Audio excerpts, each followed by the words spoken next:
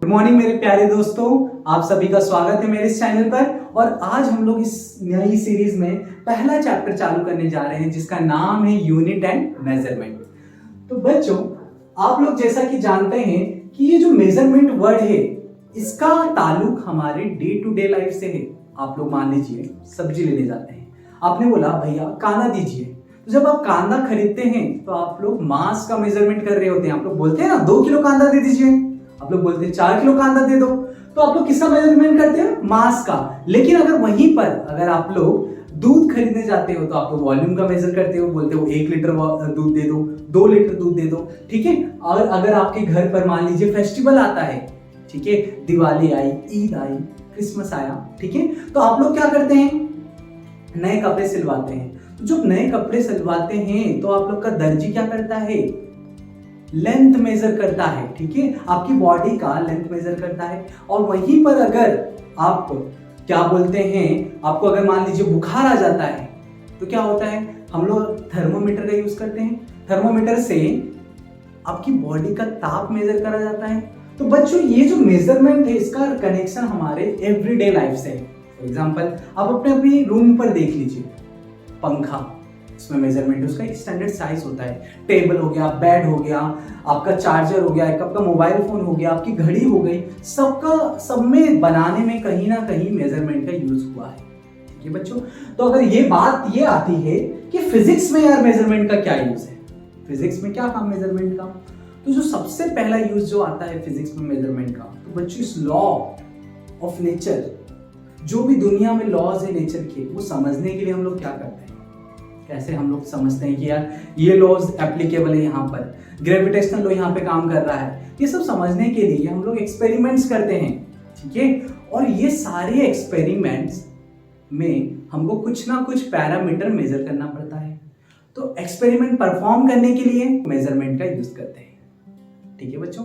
तो अब बात आती है कि मेजरमेंट होता किस चीज का है, ठीक है। तो मेजरमेंट जिसका हम लोग करते हैं उसको बोलते हैं फिजिक्स की भाषा में फिजिकल क्वांटिटी। क्या बोलते हैं बच्चों? Physical quantity,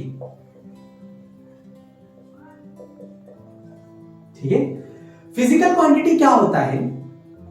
any physical property, a physical property कोई सा भी है ना, a physical property that can be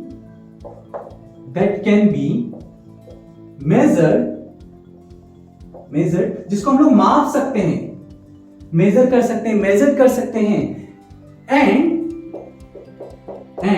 express in terms of number के टर्म्स से हम लोग एक्सप्रेस करते हैं। ऐसी फिजिकल प्रॉपर्टीज को हम लोग क्या बोलते हैं? फिजिकल क्वांटिटी बोलते हैं। Is known as physical quantity, ठीक है बच्चों, ओके। इसको हम लोग क्या बोलते हैं? फिजिकल क्वांटिटी, ठीक है। अब देखो बच्चों, जो फिजिकल क्वांटिटीज होती हैं वो 2 टाइप्स की होती है। एक होती है फंडामेंटल और एक होती है डिराइव्ड। हम दोनों को अच्छे से समझेंगे, ठीक है, ओके। पहले मैं इसको इरेज कर देता हूं। तो जो फिजिकल क्वांटिटीज होती है बच्चों, आपको ये समझ आ गया ना?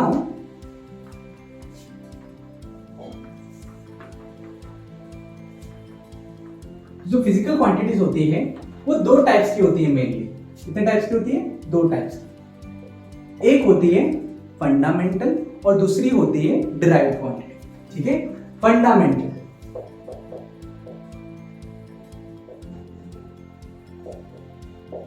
और दूसरी होती है derived,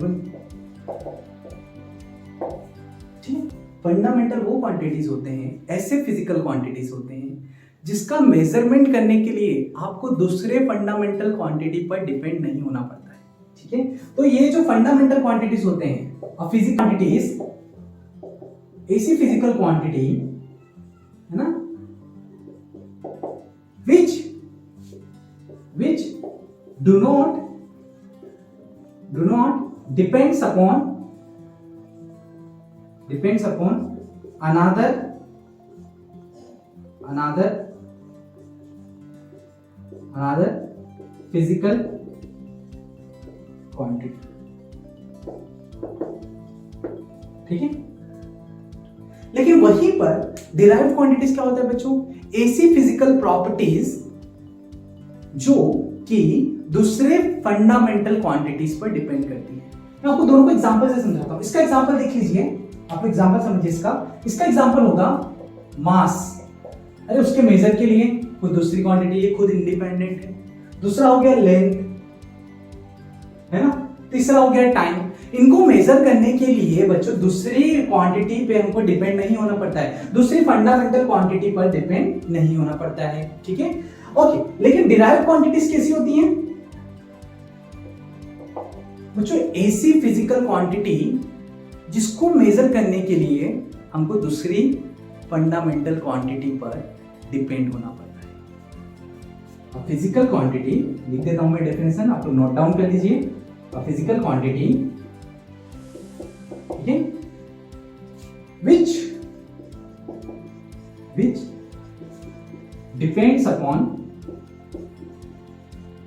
a physical quantity which depends upon another fundamental quantities, one or more, है ना।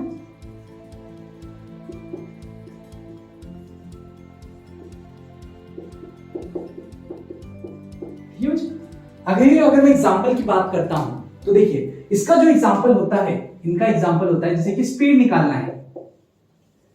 तो स्पीड का जो फॉर्मूला होता है बच्चों, आप लोगों ने 9th या 10th क्लास में पढ़ा होगा। क्या होता है फॉर्मूला? डिस्टेंस अपॉन में time.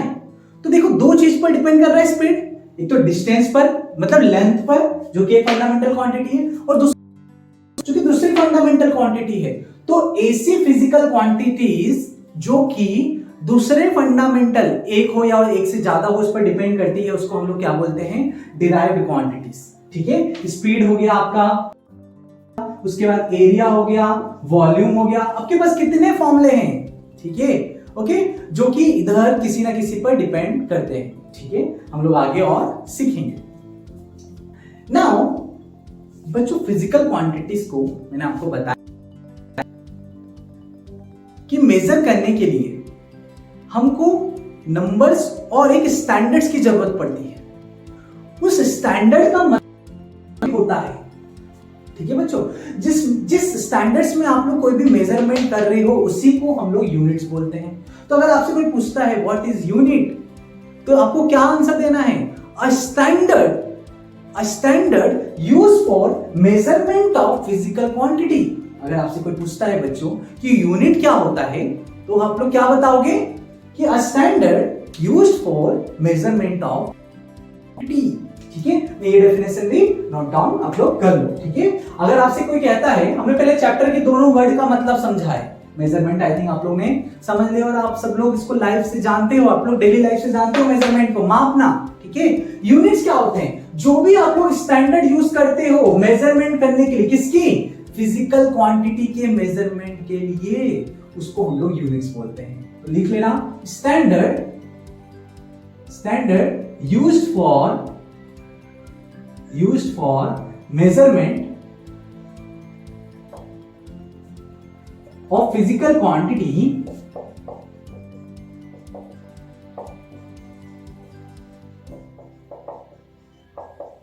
is known as units, ठीक है बच्चों। एग्जाम्पल के तौर पर, जैसे कि आप लोग को मैं बता देता हूं, जैसे कि मान लो कोई फिजिकल क्वांटिटी है ना। जैसे कि आप लोग कांदा खरीदने गए हो, है ना। तो जैसे आप लोग कांदा खरीदने जाते हो तो क्या होता है? तो मास अलग अलग आप लोग लेते हो ना। मास को मेजर करने की अलग अलग यूनिट्स है। Example kilogram. सोना खरीदने जाते हो, ग्राम में मेजर होता है। केक खरीदने जाते हो, पाउंड्स में मेजर होता है ना। तो अलग अलग हो गया मास का। सिमिलरली लेंथ का आप लोग मेजरमेंट करते हो, कहीं पर मीटर यूज होता है, टेबल बनवाते हो तो, है ना। अगर आप लोग लाइन खींचते हो कॉपी के अंदर तो सेंटीमीटर का यूज होता है। और अगर आप लोग क्रिकेट ग्राउंड पे पिच बनाते हो तो फीट का यूज होता है, या घर का डायमेंशन मेजर करना हो तो फीट का यूज होता है, ठीक है। अब अगर टाइम की बात करता हूं तो भी अलग अलग यूनिट्स यूज होते हैं। जैसे कि घंटे आपके अगर आपसे कोई पूछता है कि आप कितना देर ट्रेवल करके आप बोलते हो 8 घंटे, आवर्स। आपसे अगर कोई पूछता है कि क्लास कितनी देर होती है, आप लोग बोलते हो 40 मिनट्स, मिनट्स में यूज होता है। और आप लोग बोलते हो, मान लो मम्मी पूछती कितनी देर में खेल कर आएगा, आप लोग बोलते हो 2 मिनट में आ रहे मम्मी बस।